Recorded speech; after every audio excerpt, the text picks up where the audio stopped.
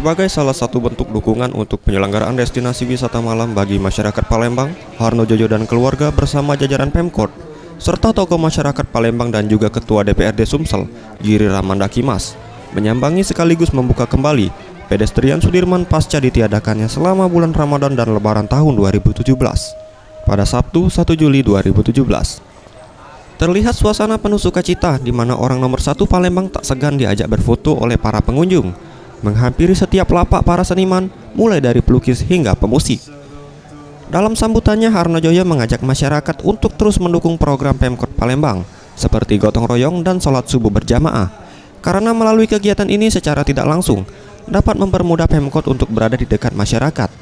Selain itu, ia juga mengajak masyarakat untuk terus saling bahu-membahu untuk mewujudkan cita-cita dalam menjadikan Palembang emas sebagai warisan bagi anak cucu nantinya. Sangat bersyukur pada hari ini. Tentu mari kita semua terus bekerja sama, saling bahu-membahu dalam satu barisan dan gerbong yang sama untuk mewujudkan cita-cita yang sangat mulia ini untuk semua yang akan kita persembahkan kepada.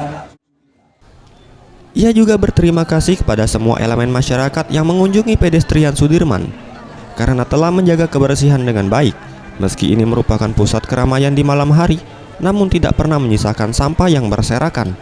Diharapkan kepada petugas jika menemukan sampah untuk tidak sungkan untuk memungutnya dan membuangnya ke tempat sampah sehingga memberikan contoh kepada masyarakat.